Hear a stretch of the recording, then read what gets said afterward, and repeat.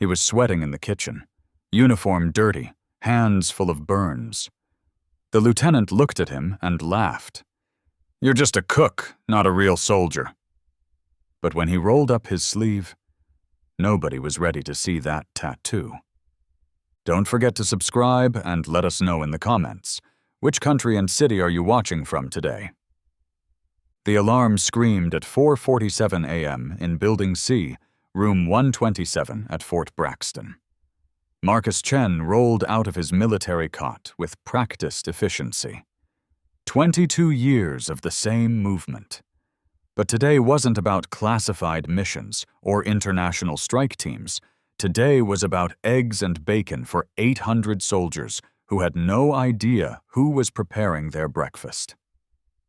Marcus pulled on his woodland camouflage utilities in the pre-dawn darkness.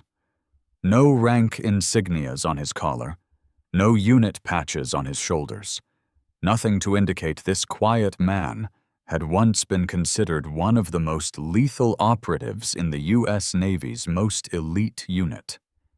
But what nobody knew was about to change everything. The walk to the mess hall took exactly 4 minutes and 30 seconds. Marcus still timed everything, a habit that refused to die even in the relative safety of a stateside base. Some patterns never break, some skills never fade. Fort Braxton's mess hall was a monument to military efficiency. Stainless steel surfaces, commercial-grade equipment, storage enough to feed a small city. Marcus had been working in its depths for 6 weeks, ever since his assignment to what paperwork called transitional duty. The reality was more complex. Marcus preferred the simple official version. It required fewer explanations about why a man with his background was serving hash browns instead of serving his country in more direct ways. He entered through the service entrance at exactly 5 a.m. Nodded to Corporal Jenkins, the night security guard finishing his shift. Jenkins always tried starting conversations. Asked about Marcus's previous assignments. Wondered why someone who looked like he could take on a platoon single-handedly was working kitchen duty. Marcus deflected these questions with non-committal grunts and immediate focus on work. Some stories were better left untold, especially ones that could wake you screaming at 3 a.m. The industrial kitchen became Marcus's domain during early morning hours. Massive ovens that could roast entire sides of beef. Griddles large enough for hundreds of eggs simultaneously. Prep stations where vegetables were chopped with assembly line precision. Different battlefield than Marcus was used to, but it had rhythms and requirements he found oddly comforting. The work was repetitive, predictable, mercifully free of life-or-death decisions that had defined his previous career.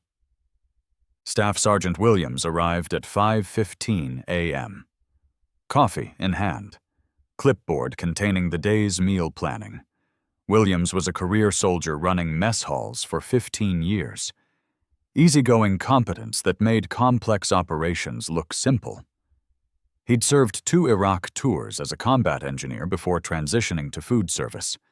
He understood the value of not asking too many questions about a soldier's background. "Morning, Chen," Williams said, checking his clipboard. "Full house today. Colonel's briefing at 0800 means everyone wants to fuel up early. You good for breakfast rush?" Marcus was already pulling ingredients from the walk-in refrigerator. Cases of eggs, blocks of cheese, industrial containers of breakfast meats. "Roger that, Staff Sergeant. Same as always." Williams studied Marcus, noted the efficiency of his movements, how he seemed to know exactly where everything was without looking. Most kitchen workers took weeks to learn the layout. Marcus mastered it in 3 days. But what Williams didn't know would have shocked him. "You know, Chen, I keep thinking you're wasted on breakfast prep. We could use someone with your attention to detail training newer personnel." Closest Williams had ever come to directly asking about Marcus's background. Marcus appreciated the indirect approach. It showed respect for boundaries while offering opportunities. but training meant talking about techniques, methods, experiences. Marcus wasn't ready to discuss with anyone, let alone young soldiers who looked at military service through movie and video game lenses. "Kitchen work suits me fine, Staff Sergeant," Marcus replied, firing up griddles. "Predictable schedule. Clear objectives. Measurable results. Everything I need right now." Williams nodded and moved to other preparations. But Marcus sensed the man's curiosity. Same curiosity he'd encountered from everyone on base. Sensed there was more to the quiet cook than met the eye, combined with military courtesy preventing direct questioning. Marcus preferred it that way. Anonymity was a luxury he'd never had during active years.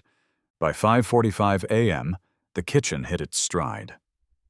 Marcus worked the main breakfast line while two other cooks handled secondary stations and prep for later meals.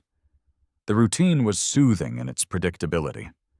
Crack eggs, flip pancakes, portion breakfast meats, maintain proper temperatures, keep food safety standards, serve with military efficiency. Far cry from coordinating helicopter insertions into hostile territory or calling airstrikes on enemy positions.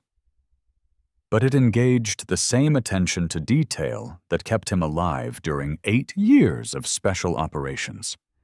Even here, in supposed safety of routine kitchen work, Marcus's training remained active beneath the surface.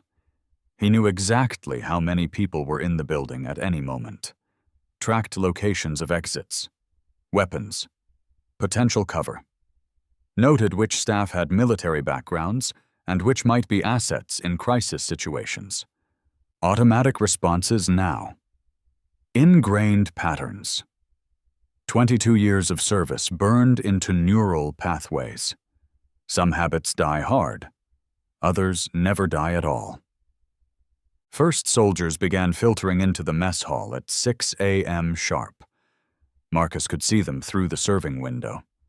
Young faces, alert postures, nervous energy of personnel still figuring out their place in military hierarchy. Some barely out of high school. Others career soldiers working toward retirement, all preparing for another day of training, duties. 1,000 small tasks keeping a military base functioning. Marcus served them with professional courtesy he'd maintained for 6 weeks. "Good morning. Eggs over easy? Hash browns? Thank you." Next. Simple interaction repeated hundreds of times each morning, requiring no personal disclosure or elaborate conversation, just basic human exchange of service provided and acknowledged. But this Tuesday, September 12th morning felt different. Marcus could sense tension in the air. Atmospheric pressure change preceding storms in both weather and human affairs. It started small. Conversation stopping when he approached. Sideways glances from personnel who usually ignored him. General sense something was building toward inevitable confrontation. The source of that tension walked through mess hall doors at 6:15 a.m. Lieutenant Morrison was 26 years old. West Point educated, possessed of aggressive confidence coming from never being truly tested. Tall, broad-shouldered. He carried himself with bearing of someone believing authority was something you claimed rather than earned. His uniform was immaculate. Posture perfect. Voice carrying particular quality some officers develop when mistaking volume for leadership. Morrison had been assigned to Fort Braxton 8 months.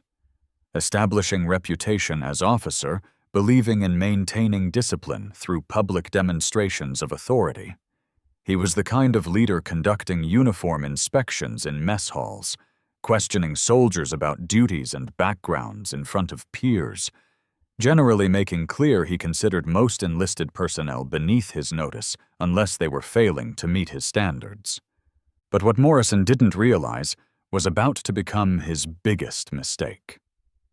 Marcus had managed avoiding Morrison's attention for 6 weeks by maintaining lowest possible profile. He arrived early, worked quietly, left without drawing attention. But today, Morrison arrived with an audience, 2 junior officers clearly expecting some kind of performance. Marcus realized his streak of anonymity was about to end. Morrison's eyes swept the mess hall, looking for target allowing him to demonstrate authority in front of companions. His gaze settled on Marcus, quietly serving breakfast behind the counter. Marcus could see calculation happening in the lieutenant's mind. Here was perfect opportunity. Kitchen worker who kept to himself. Never spoke up. Represented exactly the kind of enlisted personnel Morrison felt needed reminding of their place in hierarchy. But Marcus Chen had learned long ago the most dangerous assumptions are the ones seeming most obvious. And as Morrison continued his approach with confidence of someone believing he held all advantages, Marcus began understanding this confrontation was going to be more educational than the lieutenant had bargained for. The question was whether Marcus was ready to provide that education, and at what cost to carefully constructed anonymity protecting him from questions he wasn't ready to answer. The kitchen suddenly felt very small. Morning routine that had been so comforting moments before now seemed like calm before a storm building for 6 weeks. Morrison was approaching the serving line now, his boots clicking against tile with military precision. That satisfied look of someone who believed he was about to demonstrate superior authority to an audience of subordinates and peers alike. The mess hall was filled with its usual morning energy, soldiers grabbing quick breakfast before duties, conversations about upcoming training exercises, the comfortable routine of military life in peacetime. But Marcus could feel the shift happening as Morrison's presence changed the atmospheric pressure of the room. Conversations became quieter, more guarded. Personnel began watching the interaction that was clearly developing between the lieutenant and the kitchen worker who had somehow managed to stay invisible for 6 weeks.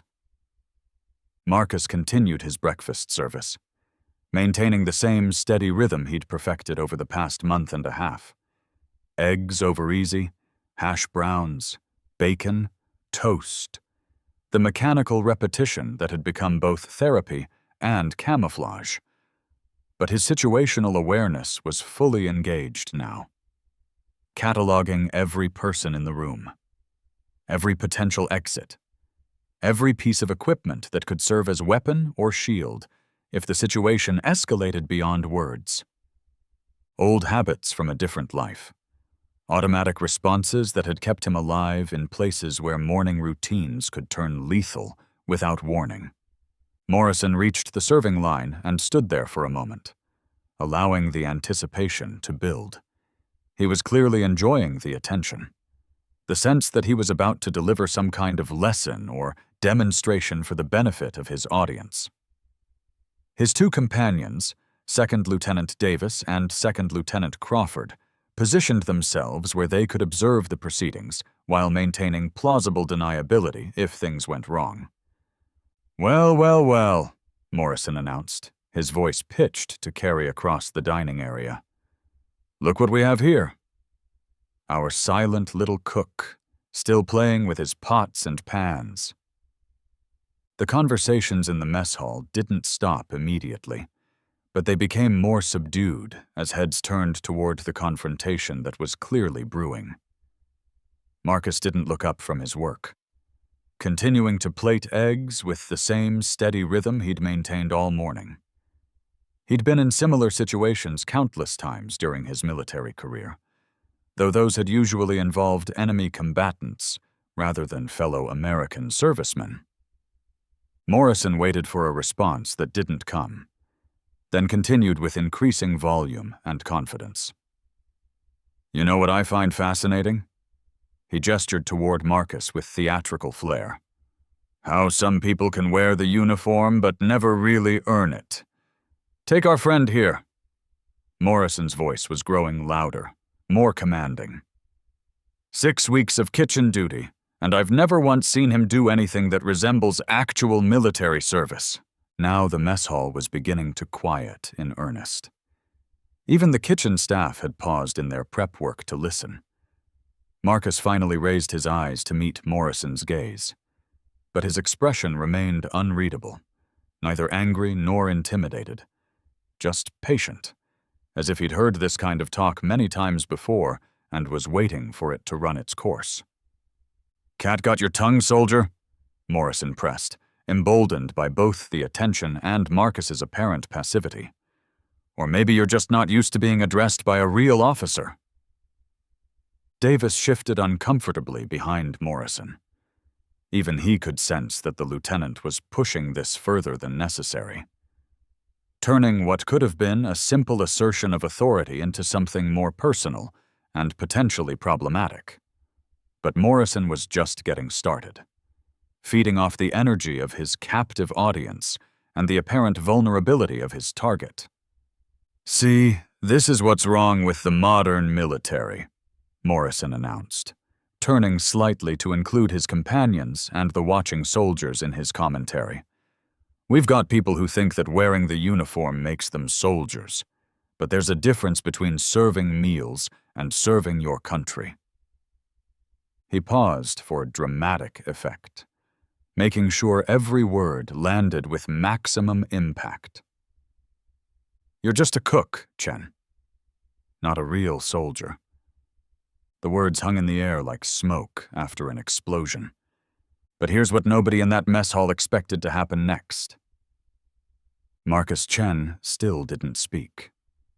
Instead, he set down the serving spoon he'd been holding and began to untie his apron. His movements were deliberate, unhurried, as if he'd known this moment would come eventually and had been prepared for it all along. The mechanical precision of his actions created an almost ritualistic quality to the moment. Each motion calculated, purposeful, final. "Oh, what's this?" Morrison said, his voice dripping with mock concern as he watched Marcus's methodical preparation. "Did I hurt the cook's feelings? Are you going to cry about it?" A few nervous chuckles came from the watching soldiers, but they sounded forced, uncertain. The energy in the room was shifting in ways that Morrison didn't seem to recognize, but that Marcus was reading with the situational awareness of someone who had spent years in environments where misreading social dynamics could prove fatal. Marcus folded his apron neatly and placed it on the counter behind him. Same precision he brought to everything else. Then, without breaking eye contact with Morrison, he began to roll up the sleeves of his uniform. The left sleeve went up first, revealing forearms marked with old scars and calluses that clearly hadn't come from kitchen work. The marks of someone who had done things with his hands that went far beyond food preparation. Rope burns, knife scars, the distinctive callus patterns of someone who had handled serious weapons for extended periods. But it was when Marcus rolled up his right sleeve that everything in the mess hall changed forever. The tattoo was impossible to miss once it became visible.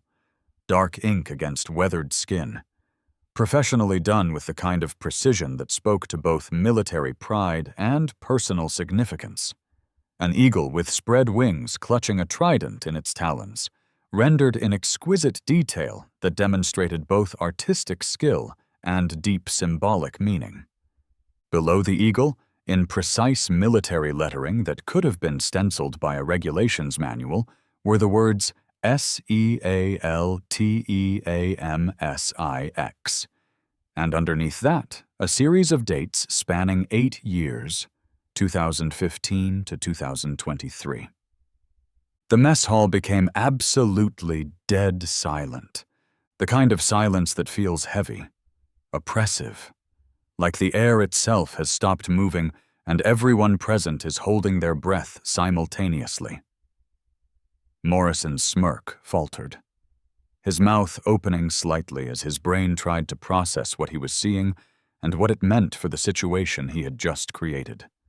SEAL Team 6, the most elite special operations unit in the United States military. The men who had eliminated Osama bin Laden. The soldiers who operated so far beyond normal classification that most people didn't even know they existed.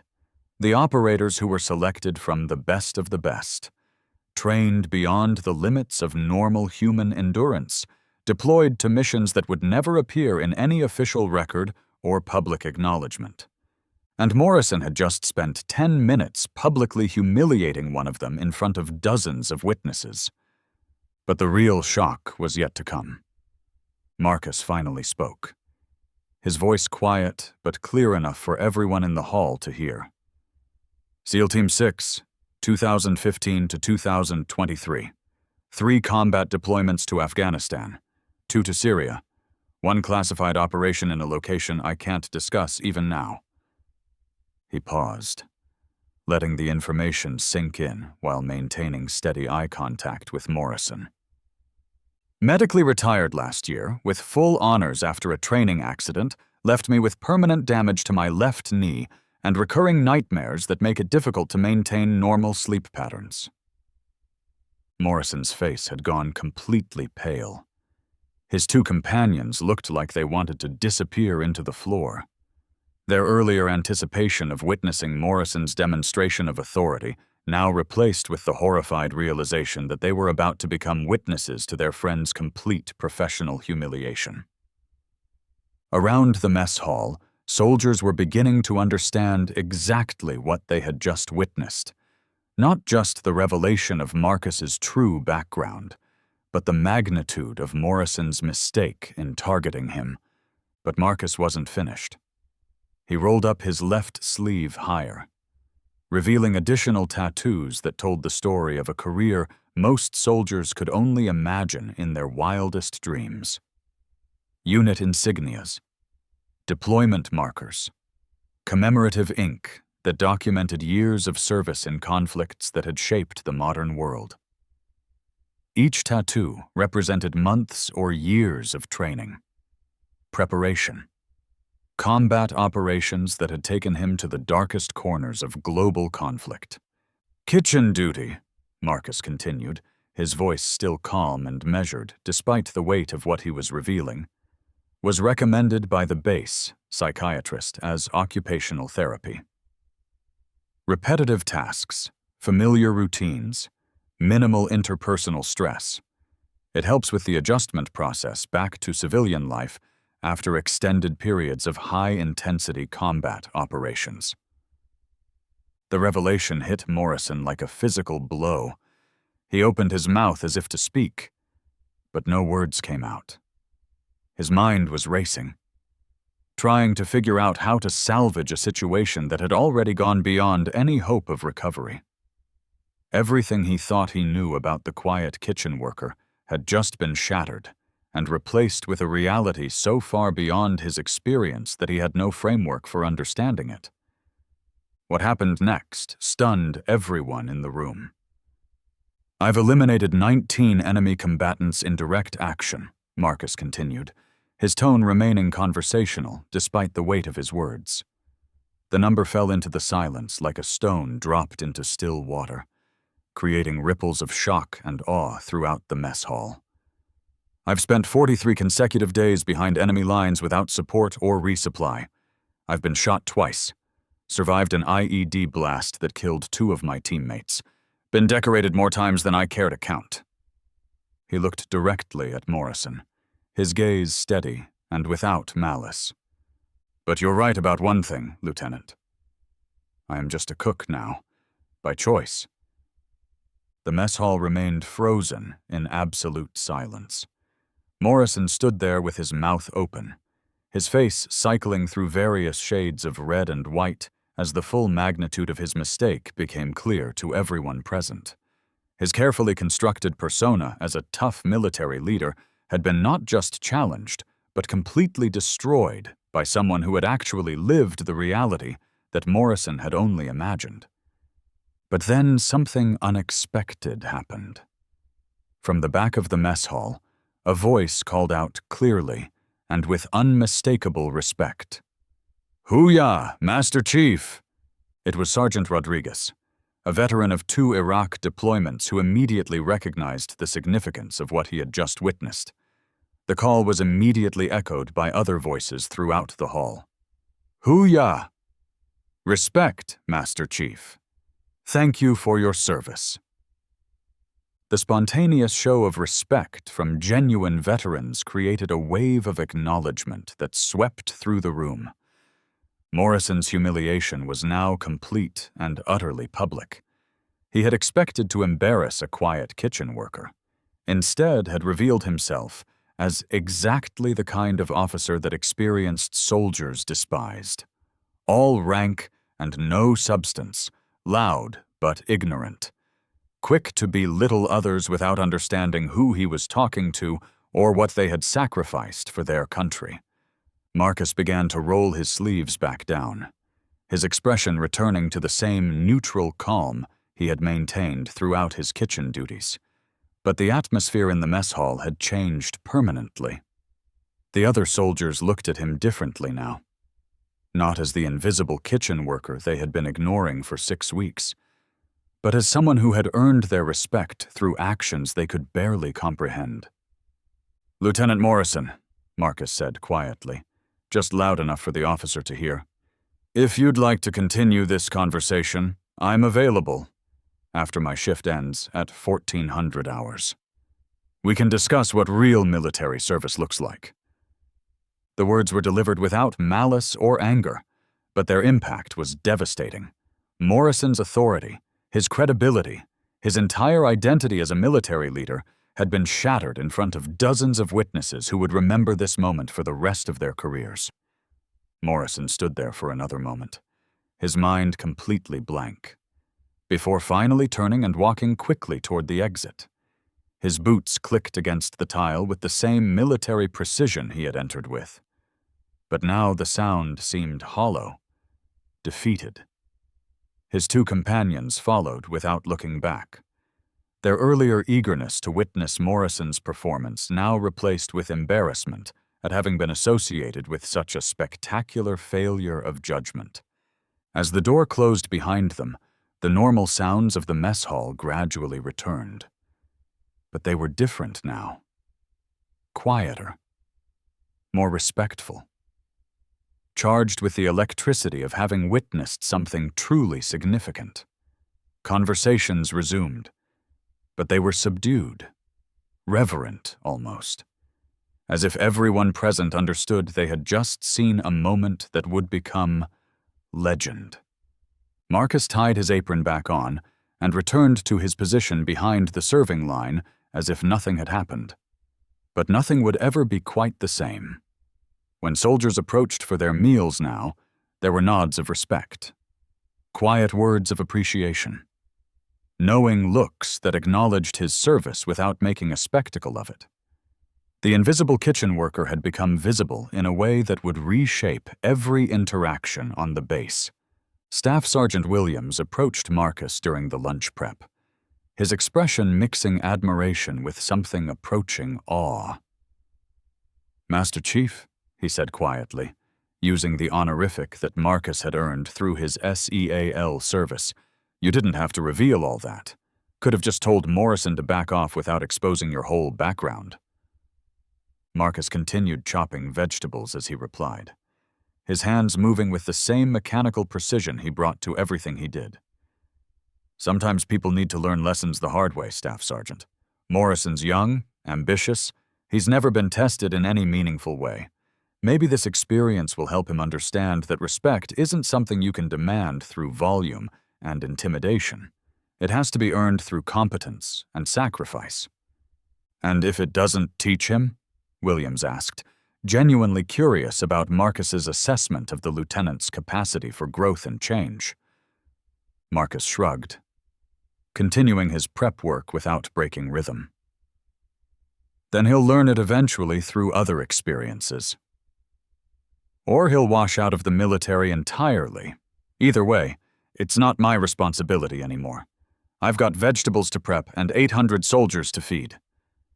But even as Marcus returned to his routine, both men knew that the impact of that morning's confrontation would ripple far beyond the confines of the mess hall, creating waves that would reshape relationships and reputations throughout Fort Braxton. Here's what nobody expected to happen next. By 11:30 a.m., word had spread throughout the entire base with the speed and efficiency that only military gossip networks could achieve. The story grew slightly in the telling, as military stories always do, but the core remained unaltered. Lieutenant Morrison had publicly humiliated a SEAL Team 6 veteran and been schooled in front of half the base's morning shift, in barracks, offices, training facilities. Soldiers were sharing their versions of what had happened, each adding their own perspective and commentary. Morrison himself had spent the rest of the morning in his quarters, staring at the ceiling, grappling with the magnitude of his mistake. His phone buzzed constantly with messages from other officers, various versions of the story. None of them supportive. Some were expressions of disbelief. Others barely concealed mockery. A few were professional warnings about potential consequences. But what came next would determine his entire future. At 11:45 a.m., Morrison's phone rang with the call he had been dreading. Captain Rebecca Hayes, his immediate superior, had a reputation for fairness that was matched only by her intolerance for stupidity and unprofessional behavior. Her voice was crisp and professional when she spoke. "Lieutenant Morrison, please report to my office at 1300 hours. We need to discuss this morning's incident in the mess hall." The hour and 15 minutes between that phone call and the scheduled meeting felt like the longest period of Morrison's military career. He spent the time trying to construct explanations, justifications, apologies, anything that might salvage his reputation and career prospects. But every scenario he imagined ended with the same inevitable conclusion. He had made a catastrophic error in judgment that would follow him for the rest of his service. At exactly 1 p.m., Morrison stood outside Captain Hayes's office, his uniform immaculate and his posture perfect despite the turmoil in his mind. He knocked twice and waited for permission to enter, then stepped through the doorway into what felt like a tribunal chamber. Captain Hayes was a career officer with 22 years of service, including 3 combat deployments and a reputation for developing young officers into competent leaders. She had short, graying hair, intelligent eyes, the kind of presence that commanded respect without requiring volume or theatrics. She gestured for Morrison to take a seat across from her desk, then studied him for a long moment before speaking. "Lieutenant Morrison," she began, her voice calm but carrying undertones that suggested serious consequences were imminent. "I've been receiving interesting reports about your behavior in the mess hall this morning. Would you care to provide your version of events?" Morrison had rehearsed this moment, but now that it had arrived, all his prepared explanations seemed inadequate. "Ma'am, I was attempting to maintain military discipline and standards when I encountered what appeared to be unprofessional behavior from kitchen personnel." Hayes raised an eyebrow. "Unprofessional behavior? Please elaborate." "The individual in question seemed disengaged from military culture, ma'am. I felt it was important to remind him of proper military bearing and the significance of service." "I see." Hayes opened a folder on her desk and began reading. "So you felt it was appropriate to publicly berate Master Chief Marcus Chen, a SEAL Team 6 veteran with 8 years of special operations experience because he appeared disengaged while performing his assigned duties. The use of Marcus's full rank and background hit Morrison like a physical blow. Hearing it stated so matter-of-factly by his superior officer made the magnitude of his mistake impossible to deny or minimize. "Ma'am, I wasn't aware of his background." "No, Lieutenant, you weren't." And that's precisely the problem. Hayes closed the folder and leaned forward. Leadership isn't about making assumptions or asserting dominance over people you perceive as vulnerable. It's about understanding your personnel, respecting their contributions, creating an environment where everyone can perform their duties effectively. Morrison sat in uncomfortable silence, knowing that anything he said would only make the situation worse. But what Captain Hayes said next surprised him completely. Hayes continued, "Master Chief Chen is currently participating in a medically supervised transition program designed to help combat veterans adjust to non-operational roles. His assignment to kitchen duty isn't punishment or indication of diminished capability. It's therapy recommended by qualified military psychologists. Your behavior this morning wasn't just unprofessional. It was potentially harmful to a veteran's mental health recovery." The words stung because they were true. Morrison realized he had been so focused on asserting his authority that he had never considered why someone with Marcus's obvious competence might be working in what appeared to be a menial position.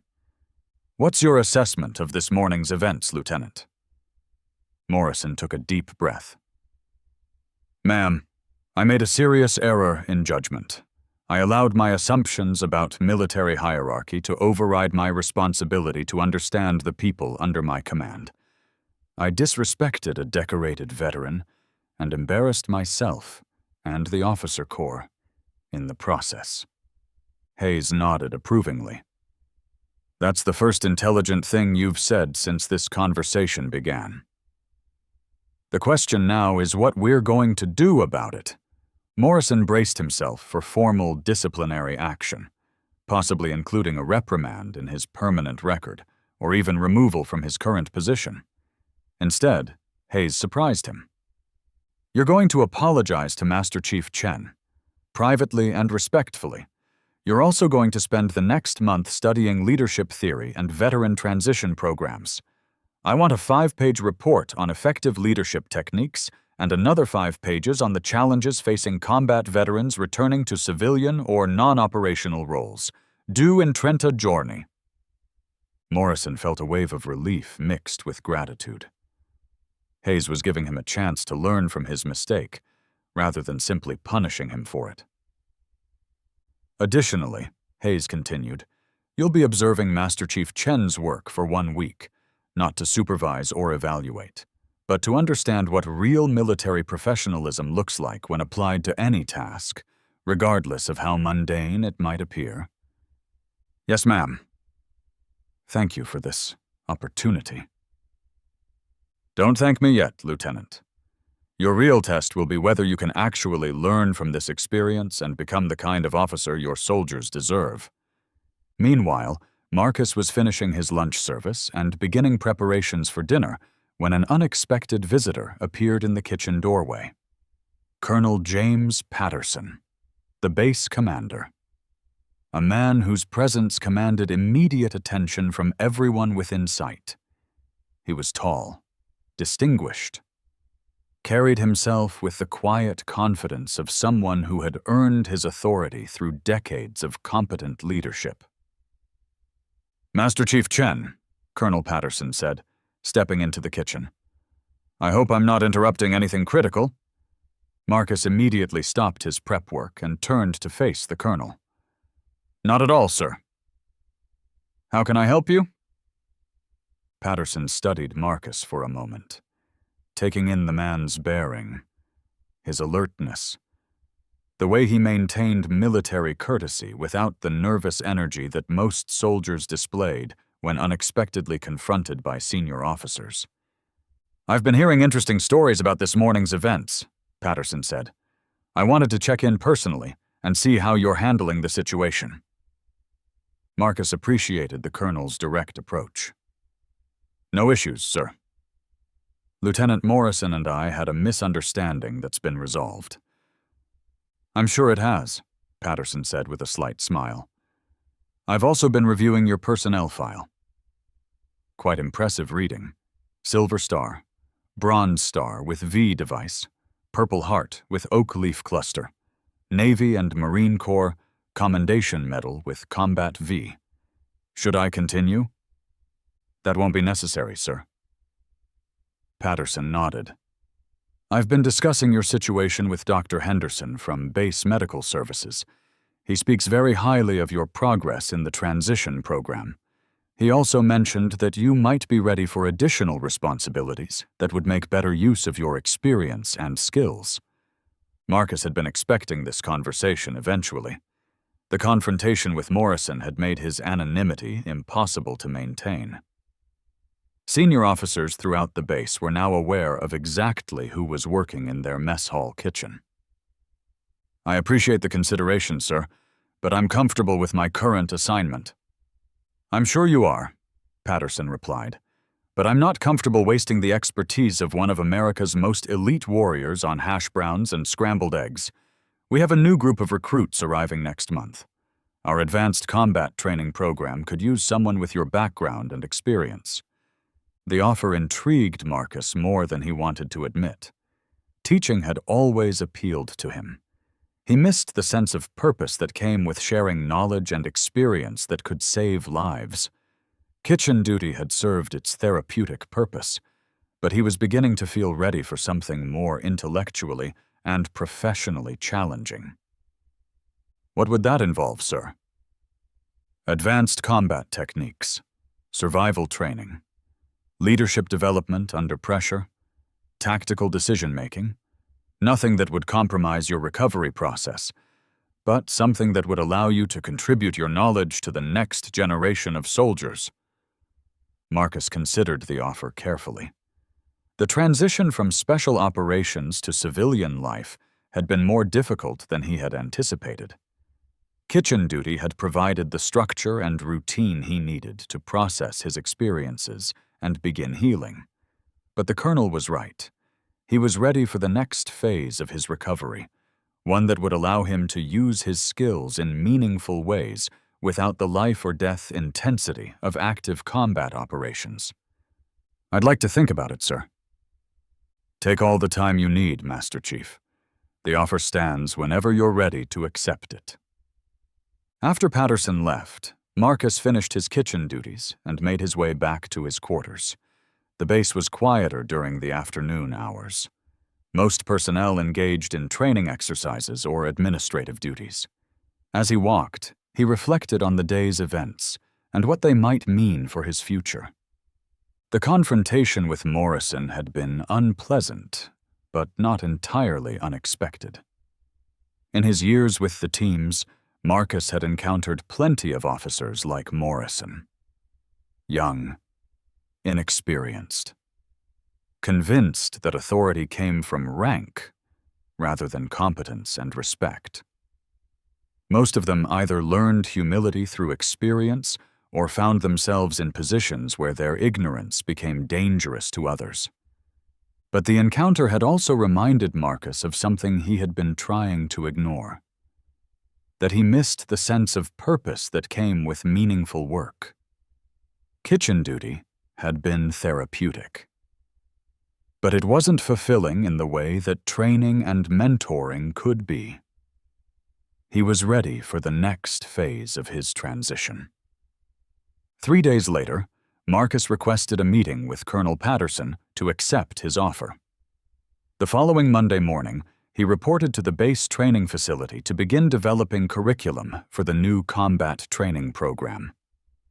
It felt good to be using his skills again, sharing knowledge that could save lives rather than just serving meals.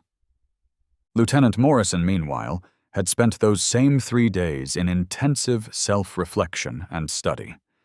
His meeting with Captain Hayes had been brutal but educational. forcing him to confront the reality that his understanding of leadership had been fundamentally flawed. He had requested and received permission to observe Marcus's transition to his new role. Watching as the former SEAL transformed from invisible kitchen worker to respected instructor, Morrison attended Marcus's first training session. Sitting in the back of the classroom, taking notes as Marcus explained advanced reconnaissance techniques to a group of wide-eyed recruits. The difference between Marcus's quiet authority and Morrison's previous loud bluster was stark and educational.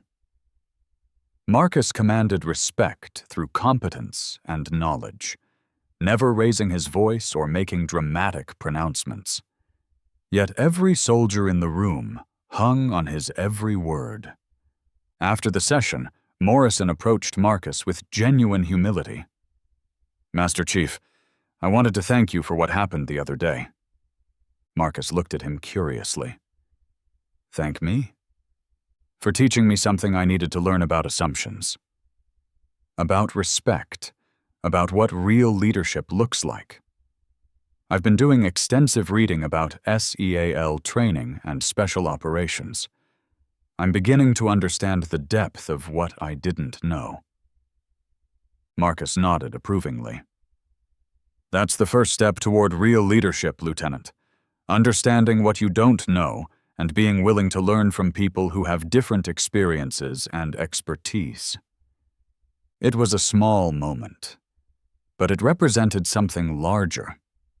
A young officer beginning to understand that true authority came from competence, humility, respect, rather than rank and volume. Morrison still had much to learn, but at least he was asking the right questions and approaching his development with genuine humility. But the real transformation was just beginning. 6 months later, Marcus received a commendation for his work with the training program. His innovative techniques and patient mentorship had earned praise from both recruits and superior officers throughout the base. He had found a new sense of purpose in teaching, channeling his years of experience into preparing the next generation of soldiers for the challenges they would face.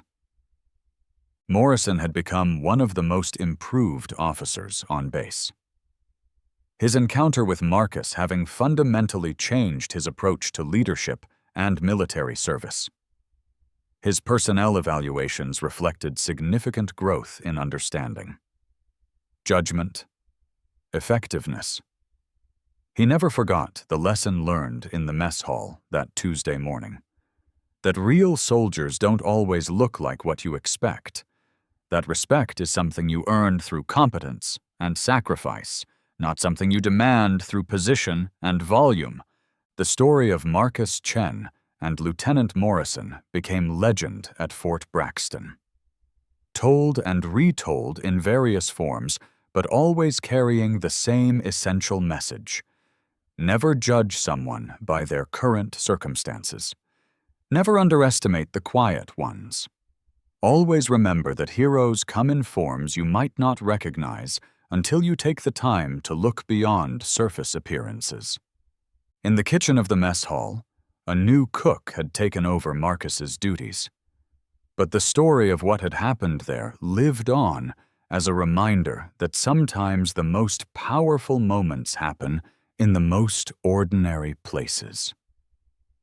That the most important lessons are often learned not through formal instruction, but through unexpected encounters that challenge everything you thought you knew about strength, service, and what it truly means to be a soldier.